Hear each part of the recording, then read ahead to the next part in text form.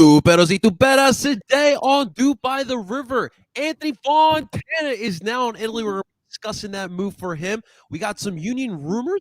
And what the heck is going on in Cincinnati? Taking everything away from Philadelphia. We'll also be talking about some of the moves some of the departures out of the MLS. Some big stuff happening within our league. And don't you dare go anywhere, guys, because you do not want to miss this episode of Doop by the River. And let's get this started, guys. Dale!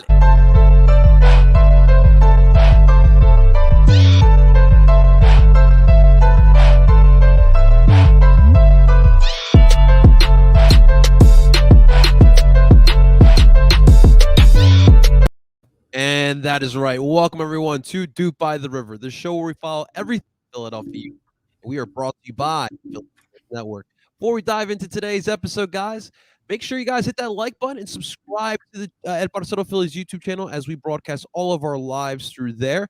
And, of course, you guys can find us wherever you stream podcasts from Apple, Google, and Spotify. You can find us under PSN Radio, and you can find all of your favorite Philly Sports Hour podcasts on PSN Radio. All right, guys, let me introduce you guys our fellow experts in duping who have not left for Cincinnati yet. And first off, start off with my man, Mr. Justin Balds out of retirement, Freiburg. Justin, what's happening, baby? We go away for not even a week, and apparently, Philadelphia is located in Ohio, as far as I'm aware now. At this point, should we just ship them the Liberty Bell? Give them some water ice and some cheesesteaks? What's next, Cincinnati? What's next?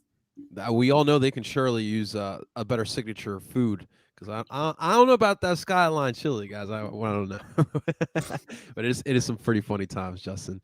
Glad to have you back on here, my brother. And of course, ladies and gentlemen, he first off, the jersey behind him, spectacular. We'll get to that in a second. But my man, Mr. Tim Lovingu, what's going on, Timmy?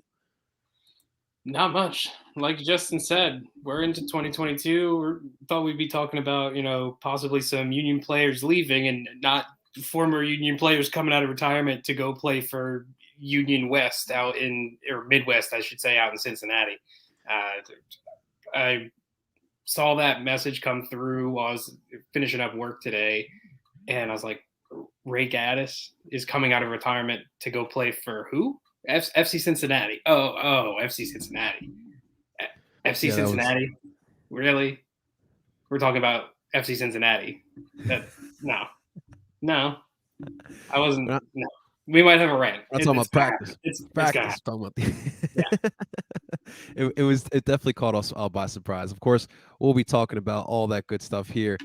Timmy boy, I definitely love the jersey. First off, the jersey you are wearing here today. Yes. And of course, we got to show some love to Joel Hans and Bede for all of our 5 for 5 Philly sports fans out there. But of course, the one behind you, Mr. Ray Gaddis as well. That's a clean kit, by the way. The blue, obviously. Yeah. This year's Bayou kit's inspired by that as well. So definitely a great little addition there, man. Can't really see it on the camera here, but it is a signed jersey. So that's why I might be even a little bit more hurt, because Ray Gaddis even signed the jersey. Thought he was a one team player, But we'll talk about it. We'll get into it here in a little bit. Absolutely. But before we get into that, gentlemen, I wanted to discuss first off the first news at hand that happened just a couple days ago. By the way, it's so funny. Obviously, you guys know I stay busy on the TikToks, but the fact that the Anthony Fontana news, pretty much a development started on TikTok from his girlfriend's TikTok account is absolutely brilliant. I want to just start off by saying that. But yes, Anthony Fontana is in fact heading over to Ascoli Calcio in Serie B, 10th place team who is trying to fight for promotion right now. And we're hoping that Anthony Fontana can be part of that fight for them in promotion. But gentlemen, I think we kind of we saw Anthony kind of leave. We saw that coming. The Union did offer a bona fide contract to him and Matt Real. And obviously he wasn't signing it. And I think the writing was on the wall, kind of how the season ended for him and how 2021 kind of went for him as well. Overall, to me personally, I think this is a fantastic move for him. Serie B and pretty much any like second division over in Europe, especially in those top four, Italy, England, Germany, or Spain. it is pretty tough. It's going to test you mentally and physically. So I think this is going to be a great move for him. I think it's going to be the best move overall for him in the future. But I kind of wanted to get your thoughts here, gentlemen, on the move Fontani to Ascoli. Justin, man, let's start it off. How you feeling, man? Anthony balling in Italy? Yeah, honestly, I think it's a good move for him, and I mean that with all sincerity, listen, he's had opportunities in the lineup, and through reasons we've never been fully clear on, he's just unfortunately gotten the short end of the stick. I think Serie B is going to be an interesting spot for him. I mean, this team is right in the middle of the table. And they do play a similar system. It looked like a 4-3-1-2 as far as I could tell, which would be interesting, and I think he would definitely fit well as that attacking mid. No, I'm gonna be rooting for him. I think it's tough when you see a young player go.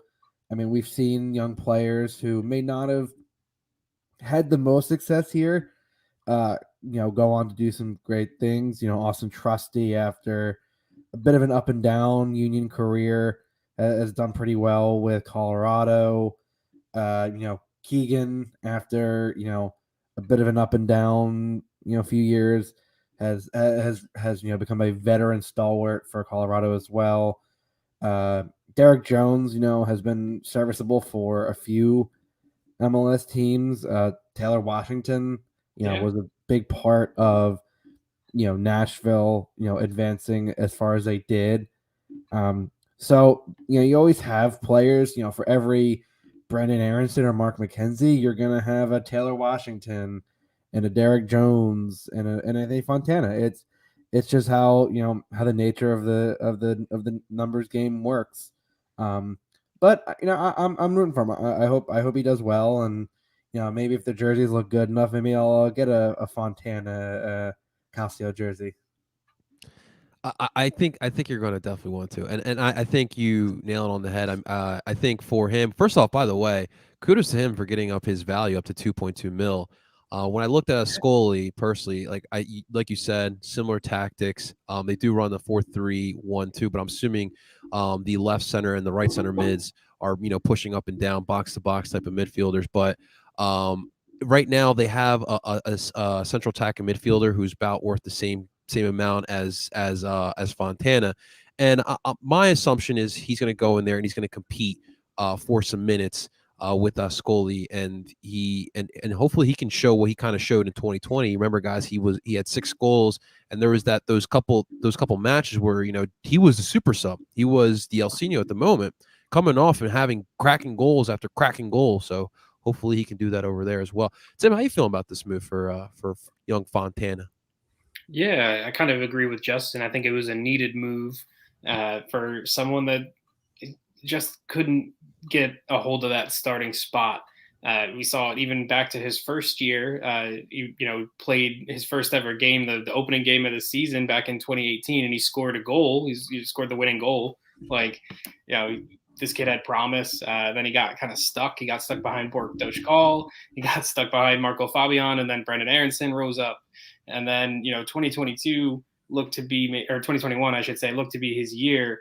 He was playing as a second striker, which was a little concerning due to the Union's injuries there. And then he gets an injury and he's out for a long time, and then can't crack the squad anymore as the younger homegrowns rose up. Paxton Aronson, Jack McGlynn, and Quinn Sullivan were Right. mainstays on that bench. So he couldn't get back there. And I don't blame him at all for wanting a move where he'll hopefully go into a new club and compete for minutes. I'd love to see him be a starter and be another Union success story, sort of like Justin was saying. Not that high tier homegrown that gets sold off, but one that you still get some money back for, and then hopefully they he gets a hold of his career over in Italy, and he gets to start games and show what he has, because he's a true goal scoring number 10. He was one of the best finishers on the team for a number of years when the strikers weren't that good. So it it is what it is. And yeah, I'm happy for him. I hope he goes over there and he can get those starting minutes and hopefully help the team get up to Serie A someday here. Yeah, it's interesting because you mentioned he was a goal scoring attacking midfielder. We've even seen him play as like that holding forward as well up top with another striker. So he's definitely very versatile as well. I guess I'll throw this question to Justin, like because he was obviously part of like the earlier youth academy days, like the Ernie Stewart days, where obviously we had a different philosophy, the 4-2-3-1. Do you think the change of philosophy and tactics for the Union kind of, it wasn't really the right fit for him? I don't know if necessarily that was it. Okay. I think it was just simply that every time he was due for a breakout, you had another breakout player. Yeah. Like True.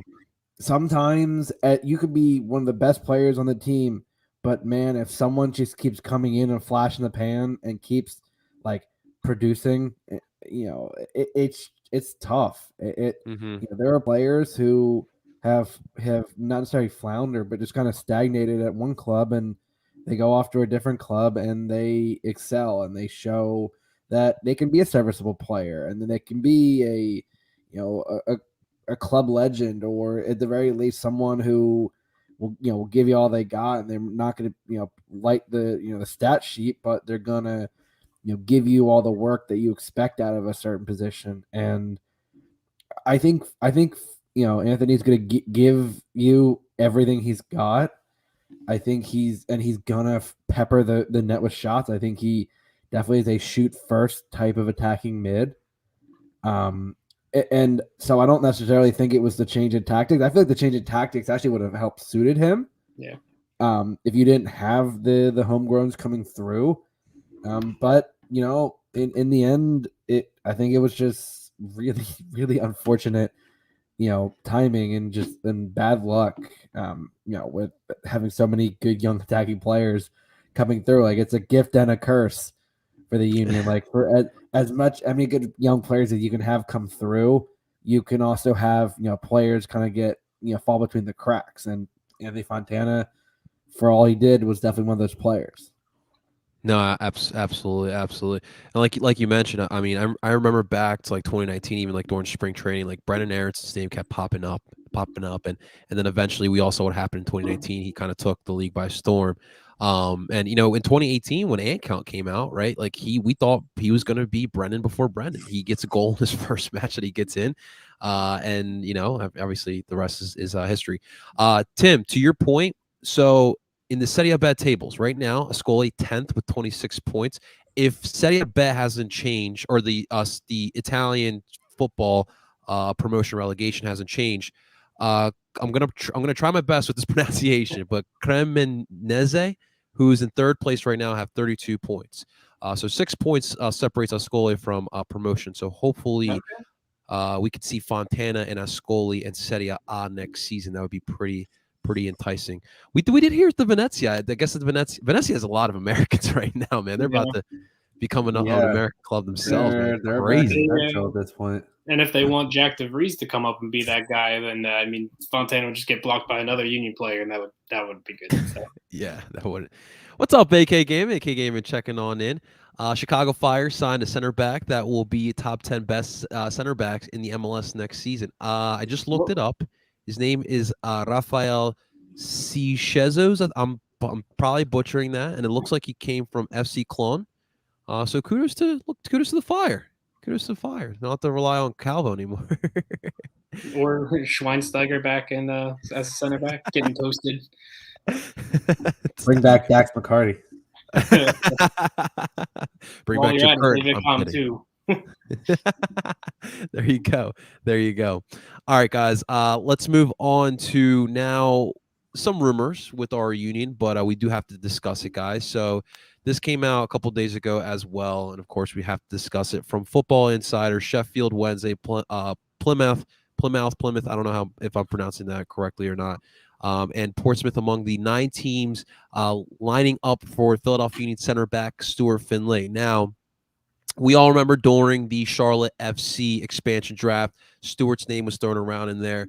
And we all know Stewart was, came out and spoke. He wants to stay in Philadelphia, and you see the kid, you see the guy at Flyers games. He seems like he's embracing this team and the city. So me personally, I am not buying it, especially the fact that these are obviously championship League One teams, but Stewart, he didn't get a lot of playing time. Obviously, when you got Glazes and Elliott balling at the pace that they were last season, it's kind of tough. But I just don't buy that these type of teams are looking for an MLS center back who couldn't really get on the pitch too much. But do you guys think there's any legitimacy with these rumors? Tim, we can start off with you with this one, man. Yeah, I mean, I don't think so. If anything, it could be some representation of Stewart's agency trying to get some things going to maybe see if there is a market for Stewart, because I'm sure, I mean, like any player, he does want to play, he wants to start, and he wants to contribute. So, and we saw even in the Eastern Conference Final, like when he's on the field, like he is a very good center back. Like he did a very good job in that game. Right. And yeah, I mean, Stewart even said in an interview himself, like if he's staying in Philly, like he's fine with that. He wants to push to be a starter here. If that's, he's under contract here, he wants to push to be a starter here. That's his goal. However, if there's another team that is interested in him and the value is kind of, pushed up a little bit by the agency and maybe by the union, and they want to flip him, then they'll probably do that. If it's in the best interest for the player, the union usually do what's in the best interest for players. That's what it seems like. And yeah, it would be another position you have to fill, seeing as you'd only have two center backs on the roster. And I know there's some people from Union too probably coming and pushing to come up there, but it would kind of be a little risky, I think, for me right now. If I was Ernst Tanner in the Union, being like, oh, we could get some value for this guy, but we do need a quality backup center back that can come in if an injury happens, or if one of these two guys gets called into, maybe something crazy with international call-ups if they keep playing so well. So yeah, I think it's kind of up and down, kind of a roller coaster right now. The fact that his name is out there, though, I think is a good thing. It just drives the Union as another selling club. So, yeah, absolutely. What about you, Justin? What do you think about these rumors? Like Tim said, I'm not really putting too much stock into this. I think if Stewart's going to go from here to a League One team, that seems almost like a step down, at least at the moment. Right. Now, from what we've heard, there's gauging interest, at least. Not sure if there's any formal offers, but there's at least kind of monitoring and watching, waiting to see. Which, honestly, if the first half of the year they see how he's doing and they make an offer, yeah, I think it could happen. But I mean, right now, it doesn't seem like Stewart's forcing a move. I think, like Tim said, he's gonna want to obviously fight for his place and get whatever minutes he can. But at the same time, yeah, the team's not going to stop him from leaving. Yeah. And if there is a move that works for him and works for everyone, then they'll do it. But I think if that's the case, Ernst will obviously try to line up another center back signing, and I still think Ernst will bring another center back signing unless one of the homegrowns comes in, and really kind of amazes to where they're pushing for more minutes. Yeah. So yeah, it's kind of a wait and see, and I think that's kind of how it is with a lot of the players who have rumors for the Union. It's if you have a backup in that position, you're fine. If not, maybe you start looking. Yeah. But it's it's so early in the off season, even though the season's like a month and a half away.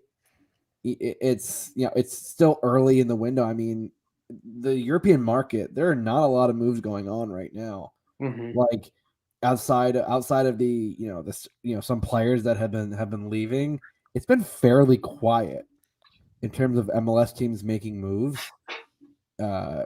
which I mean kind of shows how everyone's in kind of a waiting pattern, and this window could be kind of not necessarily a dud, but it's not exactly. I think you're going to see it ramp up, but for right now, it's just going to be slow as all hell. Like I think that's just how the off season is. When the closer it gets to the season, the preseason, the more signings start to ramp up. So I think we'll see stuff happen in the next 2 to 3 weeks. But right now, I mean, it's as dead as a doornail. Pretty much, yeah. We have to talk about it, but I think the majority of us agree. Like, Stewart's probably going to stay here more than likely. But, gentlemen, what we've all been waiting for, talk about all day. So about like hour and a half ago, Cincinnati drops us with another bomb on us. They have pulled Ray Gaddis out of retirement, and he is going to be part of FC Cincinnati next season. Absolutely wild. I'm honestly baffled and shocked. I was in it. I was in a nap. I wake up. I look at my phone real quick, and I see that they sign him, and I'm just like, I do like a double take on my phone. I was like, wait, is this for real, or is this like or is this like a hoax? Like I had no idea what to think about it, but he's going to be part of FC Cincinnati, and it looks like it's a contract through 2023 with an option through 2024, and I think my first question is why? Like, he retired. It seemed like he was happy through retirement. Like, what did Albright say to him to kind of pull him out? Justin, we'll start with you, man. Like, why? Like, what does Ray have to gain out of this? Initially my first thought was, wait, what? Like, it was kind of one of those. Seriously, it was kind of one of those like, wait, because this is real. And then looking back on it, if you remember when Ray retired, and it was kind of sudden, right? There were talks about some family issues, which were bringing him home, and he's a Midwestern boy, and I think what happened was whatever family situation must have either finished or got resolved, and with Chris going to Cincinnati, he probably reached out to Ray and said, "Hey, I'm trying to build something here." At this point, it's like he's like, "Well, I'm trying to do what we did in Philly, but here." And Ray's probably like, "Yeah, sure." Like, yeah. he still is, his late 20s, so he still got plenty of years to play. Now, in terms of why FC Cincinnati would make that move, yeah, your guess is as good as mine. I mean, they, did just sign Alvis Powell beforehand. And as far as I'm aware, Joe Zhao is still on the team. I think they have an option for him, but he's able to hit either free agency or the other, whatever other re-entry, whatever drafts there were for the off-season stuff. So he's a right wing back / right midfielder, and they were playing. They switched between a back four and a back three, even a back five at times. I mean, they went through the gamut. With back lines. This move really does not make a whole lot of sense for FC Cincinnati, because if you're looking for that veteran leader to coach the young players, I mean, that's why you still have Harris. Yeah. I mean, Brendan Aronson said it best when he said that Harris, he roomed with Harris in 2019, and he absolutely helped make him into the professional that he is now. And he learned a lot from him, and him and Ali Bedoya were key in helping to really push him to be the pro he is. So if you're looking for that kind of that kind of person, it seems kind of interesting to sign Ray. But from a outside perspective, this is going to be a very interesting signing, because as we all know, one Jeff Cameron, you know how he leans ideologically, and we know how Ray leans ideologically. So, boy howdy, would I love to be a fly on the wall for locker room conversations between them, because Jeff better know how to play nice. That's all I'm gonna say. Listen. He likes to be right. How right? We won't know. But he's certainly proud to be right most of the time. Justin. Oh, Justin, we love you. Man. All right, you guys ready for this? So, real quick, shouts out to Joe Tanzi, always on it with our Union news. But this is very very interesting. So this is all the members of FC Cincinnati that are who are part of the Union organization. I forgot Mike LaHood was for the Yeah. Austin Berry. I love it. All of the No. 2019 Super Draft. Oh my god. Corbin Bone, Jimmy McLaughlin, Harrison Dunian, Alvis Powell, Aldonhan Quinn, Michael LaHood, Ray Gaddis. And this is the best part. All the 2019 Super Draft. Just love it. Love it. And of course, Pat Noonan and Chris Albright. So I thought we should share that because that is a pretty lengthy list, guys. Chris Albright's just like, let's take Philadelphia and put it somewhere else. Yeah. Like, at this point, I literally don't know. Like, I understand. I said this. I understand him wanting to build something like Philadelphia. A lot of teams have been trying to implement we call it the FC Dallas or Sporting KC or the Philly mold. Like, there's a certain way for teams that don't exactly have the kind of capital, although FC Cincinnati does have a lot of capital to work with. But like, I mean, seriously, Chris, like, what the fuck is going on? Like, get your own fucking shit at this point. I literally do not understand. Like, I understand you like what you had here, but I'm sure there were people on other teams, like that could understand the same, mentality. I can't think it would have been that bad to work with Ernst. I mean, like, I just don't know what is going on, and like, and the fact that, like, I mean, we know that FC Cincinnati tried to approach the team for Jim, and the team was like, no, like, I'm sure because they're just like, and from what I've heard from certain people, the team's not happy at all that Chris is just plucking people out. Like, this is kind of pissing a lot of people around here off. So I think, this definitely could. I don't think it's going to be a rivalry of sorts on the field, but off the field, I feel like the front office looking at FC Cincinnati going, all right, we see how it goes, Chris. Yo, Justin, you know the whole motto these days. The motto these days: copy and paste, man. Copy and paste. That's all it is, man. That's all it is. So, what are your thoughts, man, on this Cincinnati Union? Yeah, I've been all over the place with my thoughts on this. Like, every few minutes, I'm either really mad that, like, Gaddis came out of retirement and is going to Cincinnati, and that Albright got him to come out of retirement and come to Cincinnati instead of come back to Philly. And then I'm also like, oh, like, Gaddis could easily be the captain of this FC Cincinnati back four, because it's going to be a 4-4-2 diamond. I mean, we all know that. That's how it's going to look this year. So, like, I don't know. I mean, it could be a good move for Gaddis if like we were talking about, the abrupt retirement last year was more so to help with family issues closer to home, and Cincinnati is closer to home, like Justin said, he is from the Midwest.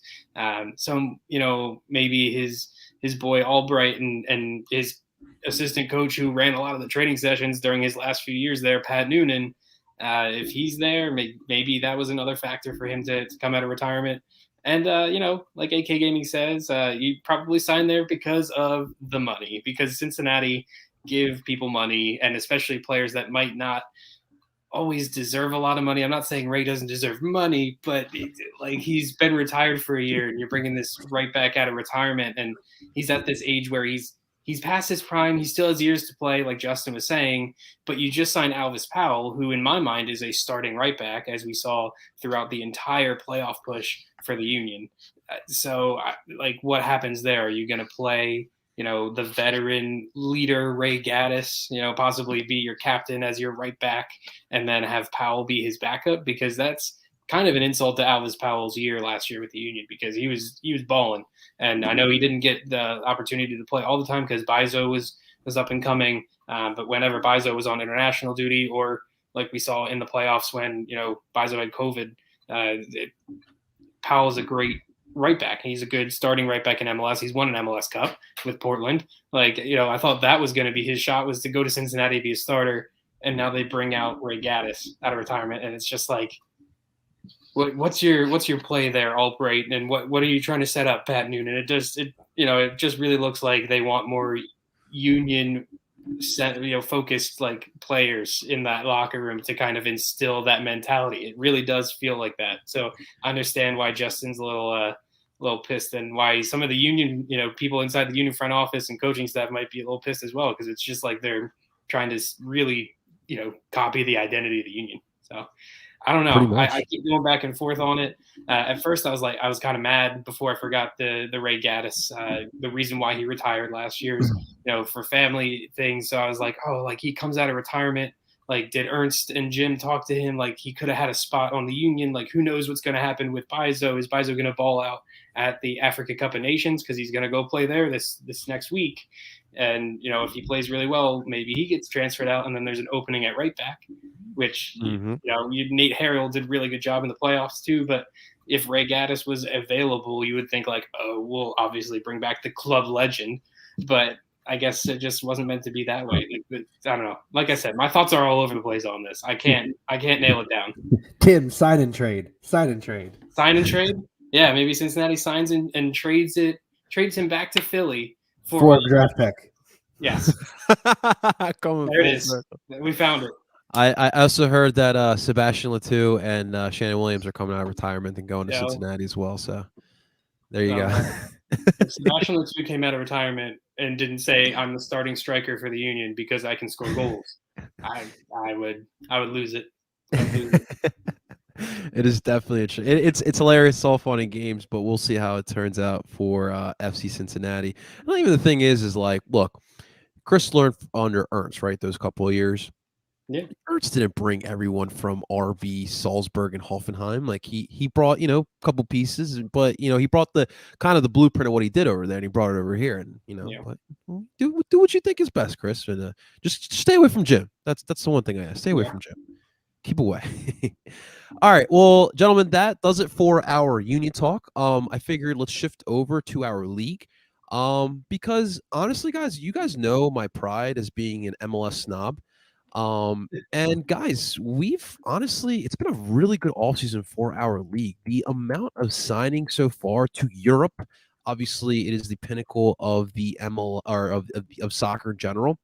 It's pretty impressive. I wanted to start off with, of course, the biggest signing.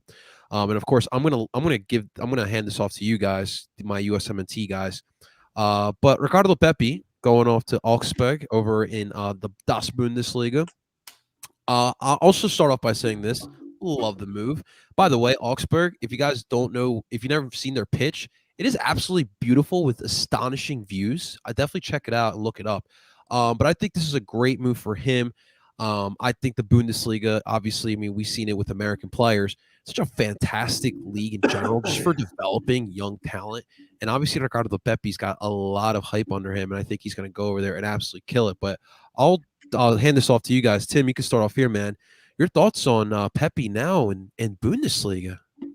I mean, it was the move that was coming, right? He was going to go somewhere. It was going to be a quote-unquote bigger team or bigger league, and I think it's actually the perfect fit for him. It's not a giant club where he'd have to fight for minutes. It's a club in Augsburg that he can probably come in and fight for starting minutes within the first few months that he's there. And I think that really helps the UN's men's national team hopes as well, because he came on and became the starter, and there's 6 matches left in World Cup qualifying, and they're going to need him, and they're going to need someone else. We're going to talk about transferring Daryl DK probably as well, along with some of the other MLS guys to really bolster that attack. And yeah, Pepi's just the guy. He's been that guy since he came into Dallas's system, and huge transfer for MLS, another W. Like they just keep rolling now. The big names in MLS are getting big money in some of the best leagues in the world now. So we'll see what Pepe can do over there. I believe he's there now and completing all his physicals and stuff that he needs to do. So hopefully he gets to get into training soon, and maybe we'll get to see him play in the next few weeks, and right up before the qualifiers start up again, because the sooner he can get back onto a pitch is going to help the U.S. men's national team. And that, obviously, that's my overarching thing here, is some of these transfers, like, this is a pretty good landing spots. The minutes aren't consistent like they might be in MLS, where these guys are going to start every game. But heading into a World Cup, having a higher or heightened competition for some of these young players that are breaking through at the men's national team ranks is needed. So, I mean, we saw what happened with Brendan Aronson. Maybe that kind of stuff happens to Pepe and Daryl DK as well. Absolutely. And before I get to Justin, I took a look at those kits, and I have a feeling that Justin is already purchased that kit, man. Justin, did you buy the kit, and what are your thoughts, man? No, I've not bought the kit, but I think Augsburg is definitely trying to cater to the American market, because if you look at their normal jersey is about $80. The Ricardo Pepi kit is about $130. So they know who they're trying to cater to. But yeah, no, I agree with Tim. I think this move was absolutely coming. I mean, he's balled out everywhere he's been, whether it's been with North Texas and USL, whether it's been with FC Dallas, and with the U.S. men's national team. Now, Augsburg definitely came out of the blue because Wolfsburg seemed lined up to make the move. And then Augsburg swept in. And now there were reports which were quickly reputed, that Bayern had financed part of the deal. But that was shot down by a number of accounts. But Tim talked about that he could fight in the next few months. I think he walks in immediately. You think so? And because if you look at the scoring, yeah, I'll take it. Yeah. They really do not have any scoring at the moment. Like, and 20 million, they've never spent this much. Yeah. This is a massive sum for them. And I think they're seeing what he can do, and they're hoping that he can feast, because they certainly have good attacking pieces. Like, they have guys that can give service. It's not like Josh Sargent at Werder Bremen, where like he's just not getting service. There's not the guys there that are not going to really feed him the ball. Augsburg definitely has those players. They just don't exactly find the back of the net. Mm-hmm. And their defense is pretty solid too. I mean, it's not like they're not a good team. It's just they don't have a lot of scoring. Their striking core is a bit, bare. And I think maybe they're going to try to ease him in, but I think they look at what he can do and go, kid, like, I mean, they're hanging in there. I mean, they are hanging above the relegation line, and in the Bundesliga, that can kind of be a precarious place. Yeah, man. Coming from a Werder fan. But I think this is a perfect situation for Ricardo Pepi. If he is who we think he could be, this will be the next step. He's just going to keep moving along, and then he'll make a bigger move. And as people say, people joked about the link to Bayern with potentially financing the deal. I mean, Lewandowski's only has so many more years. I'm sure Bayern always keeps an eye open, or Dortmund always keeps an eye open. So if he starts balling out in the next couple of years, I'm sure that fee will start to increase even further. Yes, sir. And it's listen, it's only good news for the men's national team, because it's been a long time since we've had a striker consistently ball out. Like, I love Josie, but Josie has always had a problem with staying healthy. I mean, he's scored when he's on the field, But that's the thing, it's just being on the field. I mean, you look back and, it's been a long time since you've had that guy you can go, okay, like we had the Clint Dempseys and the Landon Donovans, the Brian McBrides, you've had the players that can just score at will. And I think to have this group of young strikers in the American pool is honestly, it's a plethora of riches. I mean, you talk about, Daryl DK going to West Brom for almost $10 million, which was, I think, a massive deal even for him. You have Jordan Pefok, who is really balling out for young boys in Switzerland and has started getting a few rumors himself in terms of moving on to a bigger league. So when it comes to the U.S. men's national team striker pool, take your pick as to who at any point is balling out and who's coming in, and it's crazy to look at, and look at a position that the longest time men's national team fans were desperately going, dear God, we don't have anybody who we can honestly count on. Like, I love Giassi Zardes, but he's just too inconsistent and is not going to give you the type of production that you're going to want. And I think you look at all this young talent and go, okay, I think if we're taking 3 strikers, I say Ricardo Pepi is easily one of the first on the plane to Qatar. Unfortunately, I think Giassi Zardes is that guy. I think just because he's a Berhalter guy. And then you have the likes of DK, Pefok. You still have Sargent. It's always going to be in the mix. Like, there's going to be a number of guys that are in the mix. And if you're a men's national team fan, I think you got to be pleased. You got to be pleased with, what has happened in the last few years after things looking like very, very dire at one point come not making the World Cup in 2018.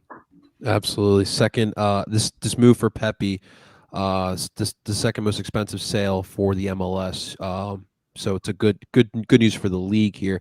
Tim, I kind of wanted to ask you, because we've seen Dallas make a lot of big moves the past couple of years, but we don't see kind of the translation on the pitch for those guys. I mean, put yourself in the shoes of a Dallas fan. Like, is this actually good news for as a Dallas fan?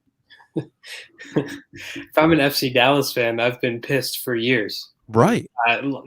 They have this quality academy. And they come through MLS and they play well. They won one U.S. Open Cup back a few years ago. Now it's been probably over 5 years that they won a trophy, but that was the last trophy they won.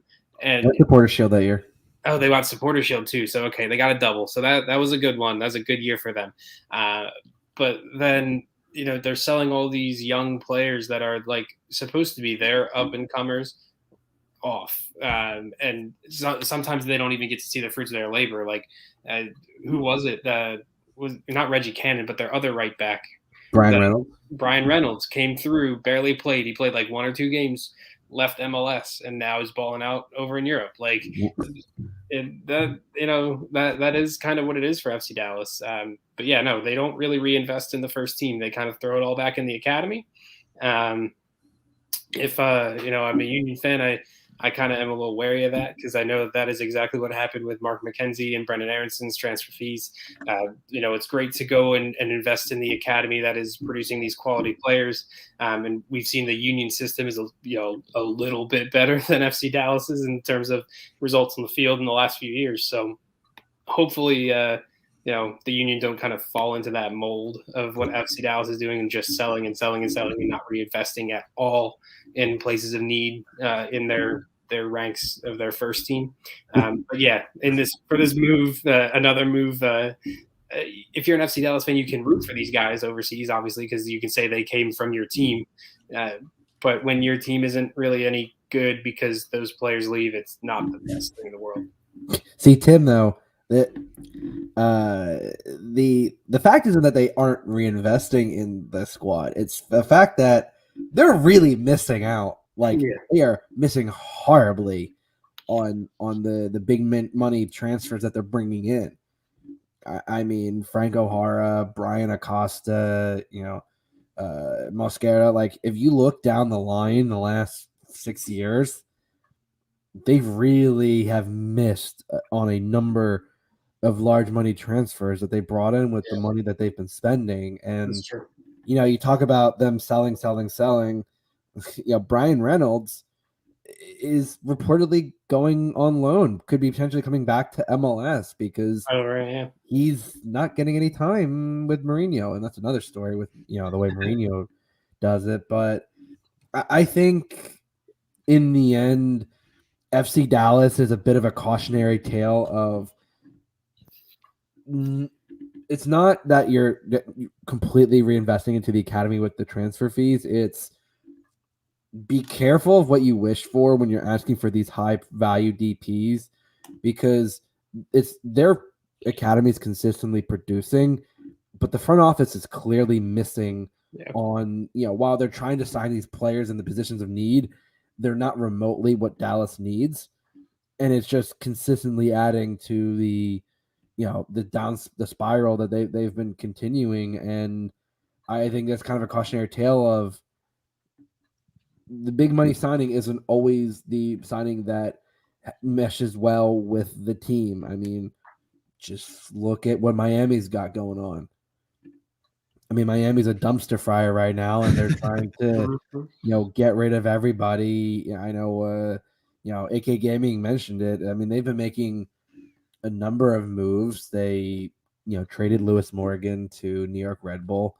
They're potentially getting rid of Blaise Matuidi, who kind of caused the whole, situation they're in. Not his fault, but Miami with all the DP signings.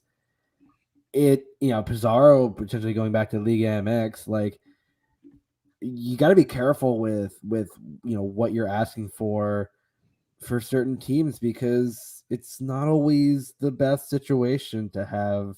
If you don't have people at the or at the helm spending on responsibly on players that actually work, you can become an FC Cincinnati or an Inter Miami right now. Like it can be a bit of a spiral, and it's it's kind of why, like, as much as I would love a flashy signing, I trust what Ernst is doing because obviously while he doesn't have as much money to work with, he signs the players that work within the union system.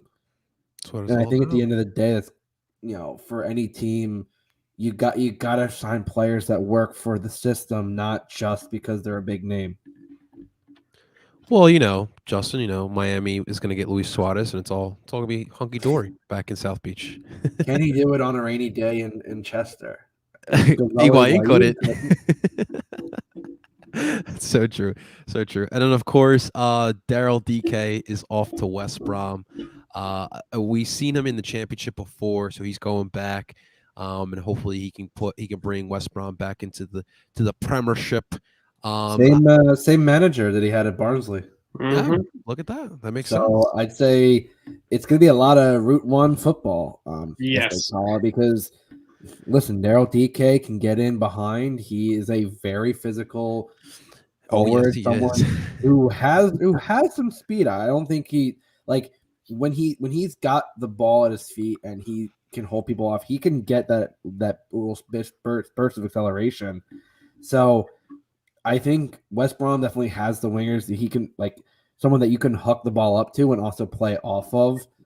He definitely does do that pretty well.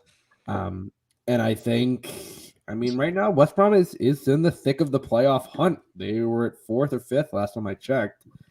And, listen, he's, I knew Orlando wasn't going to get $20 million for him. let's be honest.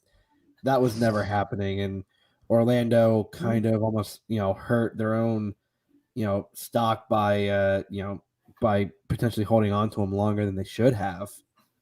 And I think if they would have been smart, they would have gotten more money for him if they sold him in the summer. Yeah.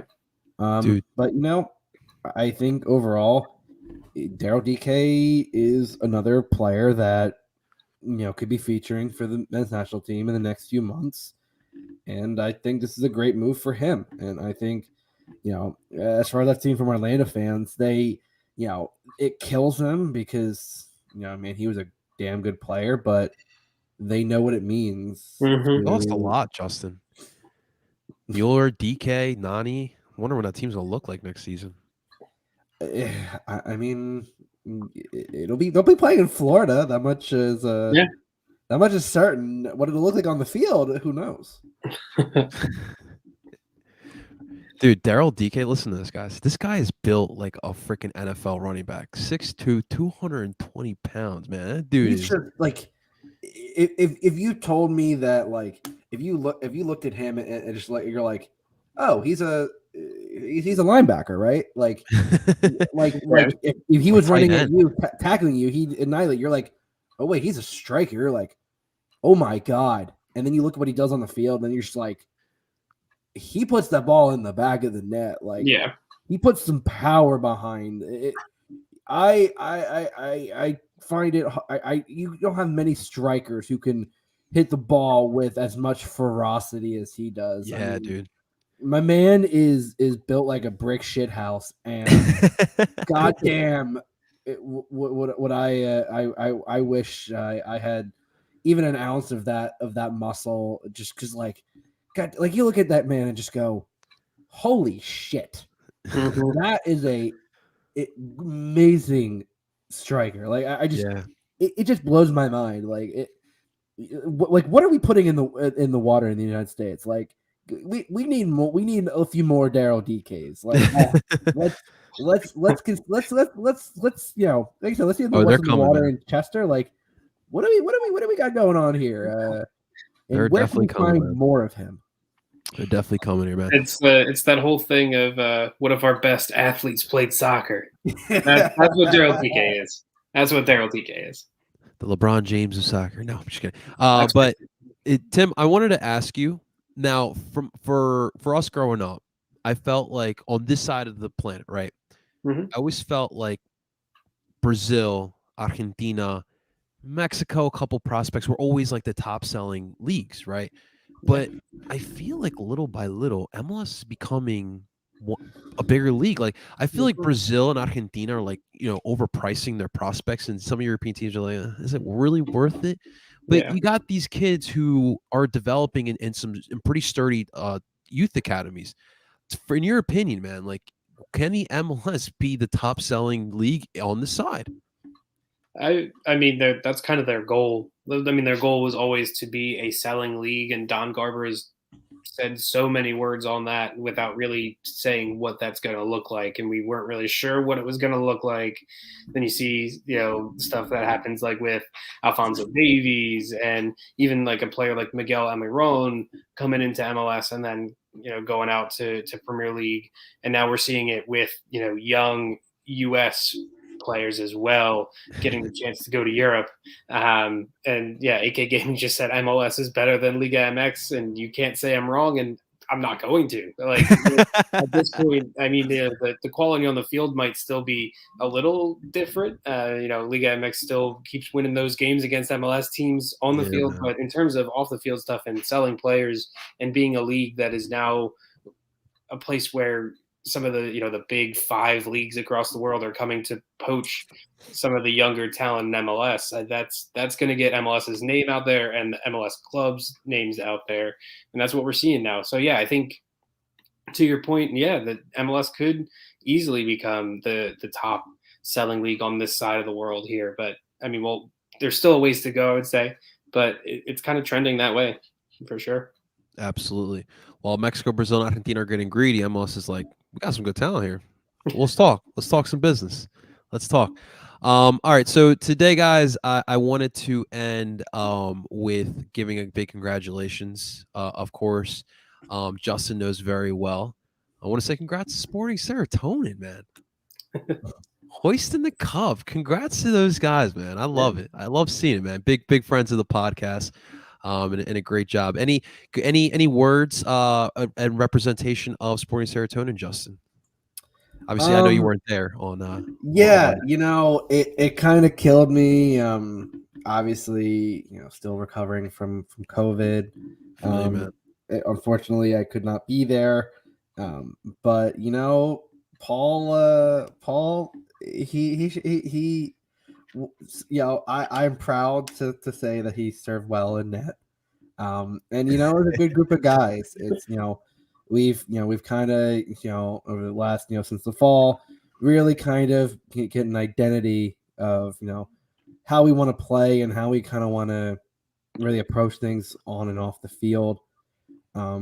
It's a team that I am so proud to be a part of, because we preach a good message on and off the field about positive mental health and being okay to not be okay.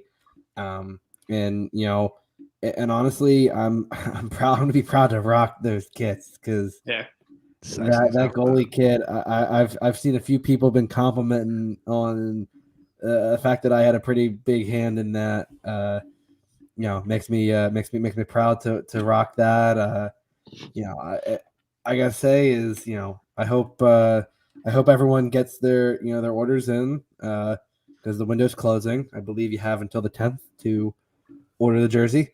So if you want in on that, you can either contact myself or Paul Catrino and get a hold of or just look at the Sporting Serotonin Twitter page for that link.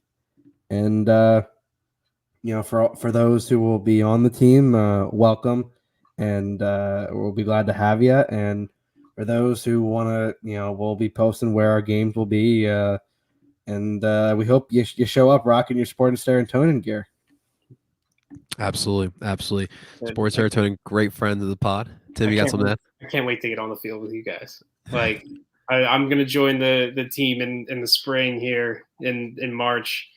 And yeah, I started running this week, guys. Yes. Again, I'm getting back into it. I'm hurting, but it's gonna be fun. Yeah, COVID's not been the body aches were real.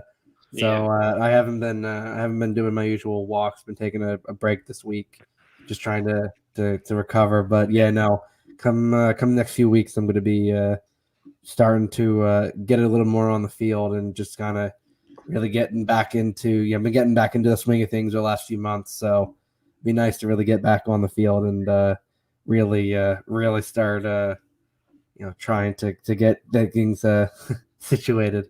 Yeah, it's gonna be a fun time, man. And real quick before we end, just to add to one of Paul Catrino's favorite people in the world, Ray Gaddis. Something I just found while we were talking about stuff. Cincinnati.com writer Pat Brennan actually got to sit down and talk to Ray about the move. So I just want to read this Ray Gaddis quote real quick. It kind of explains as to why he chose Cincy. Something we kind of already knew, but he said Chris Albright having been in Philadelphia for a while and me having a relationship with him, but also Pat Noonan. We were just kind of had a couple conversations. He said, I know I want to get into the front office space in various capacities. So they're talking about that and how they're setting something up that's similar to the Philadelphia Union. So that was sort of his choice as to why he came back with Cincinnati. Of course, him being a Midwest guy, he kind of goes on about that. And then that the idea was more intriguing because it's, he gets to represent where he's from in the Philadelphia Union style. So that was, an ad-libbed kind of quote there from Ray Gaddis as to why he chose FC Cincinnati here. You missed the last sentence. He also said, because Paul Catrino is not a fan of FC Cincinnati. He said, I can't wait to come to the Sub and score a goal and then point to Paul Catrino. That's what he said. That was the end of the quote. I didn't want to put it in there. I didn't want to say it, but that's it. Awesome stuff, guys. Awesome stuff. Hey, these off-season pods are always fun, guys. We get to talk about a lot of shenanigans, and it's always great. So I appreciate you guys. We'll be back at it again next week, as always, guys. Hopefully, we have some more Union news to talk about. If not, we will find something to talk about. Even if it's 5th division German soccer, we will talk about it, guys. All right, I'm just kidding, guys. But thank you so much for tuning on in, guys. Make sure you guys subscribe. We always put these lives up on El Parcero Phillies YouTube channel, and also make sure you guys are subscribed to PSN Radio, as we always put all the podcasts on there, and you can find all of your favorite Philly Sports Network podcasts on there as well. Ladies and gentlemen, that is Justin Balds out of retirement, Friedberg. That is Tim Lovinguth. Of course, I am El Parcero Philly, and we're telling you guys to do on. We'll talk to you guys next week.